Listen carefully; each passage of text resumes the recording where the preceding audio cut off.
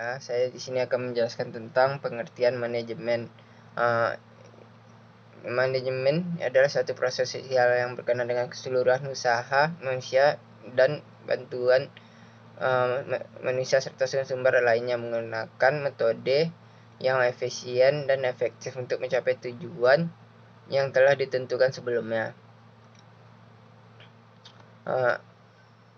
Kurikulum berdasarkan istilah diartikan sebagai jarak yang harus ditempuh oleh seseorang pelari mulai dari start sampai finish untuk memperoleh medali dan penghargaan. Pengertian tersebut kemudian diadaptasi ke dalam dunia pendidikan dan diartikan sebagai sejumlah mata pelajaran yang harus ditempuh oleh seorang siswa dari awal hingga akhir program demi memperoleh ijazah. Kurikulum adalah perangkat rencana dan pengaturan mengenai tujuan, isi dan bahan pelajaran serta bahan yang digunakan untuk pedoman penyelenggaraan kegiatan pelajaran untuk mencapai tujuan pendidikan tertentu.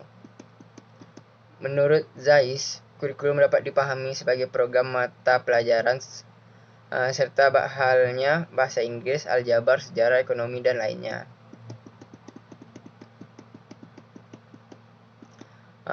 Manajemen kurikulum adalah segenap proses usaha bersama untuk memperlancar pencapaian tujuan pengajaran dan dengan tujuan berat pada usaha meningkatkan kualitas interaksi dan mengajar. Sedangkan pemahaman kurikulum sendiri dapat dipahami dengan arti sempit dan arti luas. Manajemen kurikulum merupakan suatu sistem pengelolaan kurikulum yang kooperatif, komprehensif, sistemik, dan sistematik dalam rangka mewujudkan tercapaian tujuan kurikulum. Menurut Hamblick, konsep kurikulum berjalan dengan perkembangan teori dan praktik pendidikan. Juga bervariasi dengan aliran teori pendidikan yang dianut. Terdapat 7 pandangan mengenai kurikulum, yaitu kurikulum sebagai suatu program kegiatan perencanaan, kurikulum sebagai hasil belajar yang diharapkan, kurikulum sebagai produksi kultural, kurikulum sebagai kumpulan tugas dan diskrit, kurikulum sebagai agenda rekonstruksi sosial, kurikulum sebagai kurer, dan yang terakhir itu sudut pandang berbeda antara kurikulum lama dan kurikulum baru. Baiklah, di sini saya akan menjelaskan tentang fungsi dan prinsip manajemen kurikulum. Yang pertama, fungsi dari manajemen kurikulum. 1. Meningkatkan efisiensi pemanfaatan sumber daya kurikulum. Pemberdayaan sumber maupun komponen kurikulum dapat ditingkatkan melalui pengelolaan yang terencana dan efektif. Yang kedua, meningkatkan keadilan dan kesempatan pada siswa untuk mencapai hasil yang maksimal. Yang ketiga, meningkatkan relevansi dan efektivitas pembelajaran sesuai dengan kebutuhan peserta didik maupun lingkungan sekitar peserta didik. Yang keempat, meningkatkan efektivitas kinerja guru maupun aktivitas siswa dalam mencapai tujuan pembelajaran. Yang kelima, meningkatkan efisiensi dan efektivitas proses belajar mengajar. Proses pembelajaran selalu dipantau dalam rangka melihat konsistensi antara desain yang telah direncanakan dengan pelaksanaan pembelajaran. Yang keenam, meningkatkan partisipasi masyarakat untuk membantu mengembangkan kurikulum, di mana kurikulum yang dikelola secara profesional akan melibatkan masyarakat, khususnya dalam mengisi bahan ajar atau sumber belajar, perlu disesuaikan dengan ciri khas dan kebutuhan pembangunan daerah setempat. Adapun prinsip dari manajemen kurikulum yaitu 1. Produktivitas. Hasil yang akan diperoleh dalam kegiatan kurikulum merupakan aspek yang harus dipertimbangkan dalam manajemen kurikulum. Pertimbangan bagaimana agar peserta didik dapat mencapai tujuan hasil belajar sesuai dengan tujuan kurikulum harus menjadi sasaran manajemen kurikulum. Yang kedua, demokratisasi, yaitu pelaksanaan manajemen kurikulum harus berasaskan pada demokrasi yang menempatkan pengelola, pelaksana, dan subjek didik pada posisi yang seharusnya dalam melaksanakan tugas dengan penuh tanggung jawab untuk mencapai tujuan kurikulum. Yang ketiga, kooperatif. Untuk memperoleh hasil yang diharapkan, dalam kegiatan manajemen kurikulum perlu adanya kerjasama yang positif dari berbagai pihak yang terlibat.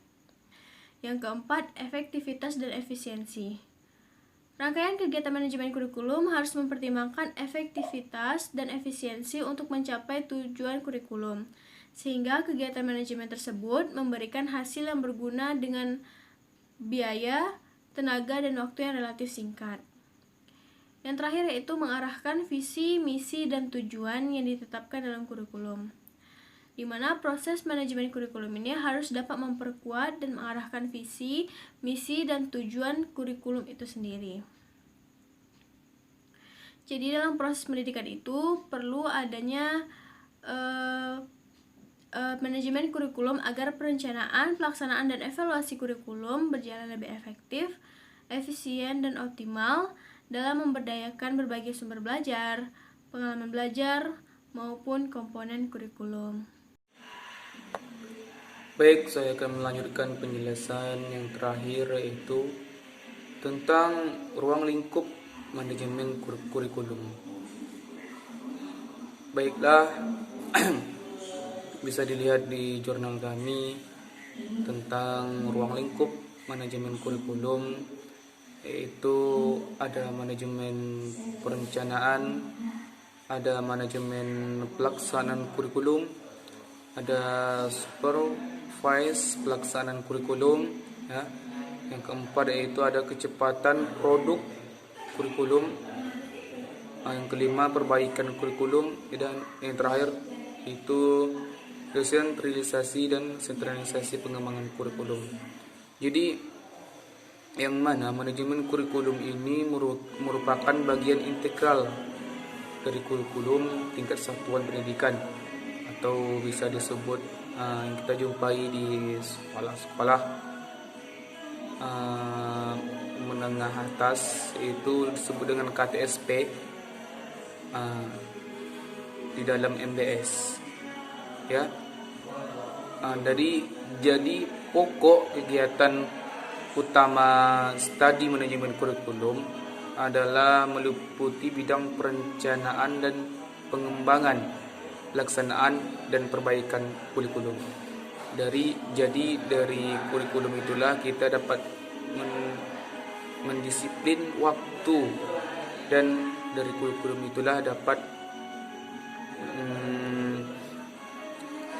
menjadi standar kompetensi atau kompetensi dasar dari manajemen kurikulum. Adapun pokok kegiatan itu meliputi manajemen perencanaan dan perkembangan kurikulum, itu berdasarkan asumsi bahwa telah tersedia informasi dan data tentang masalah-masalah dan kebutuhan yang mendasari disusunnya perencanaan yang tepat. Selanjutnya yaitu manajemen pelaksanaan kurikulum, berdasarkan asumsi bahwa kurikulum telah direncanakan sebelumnya dan siap dioperasionalkan.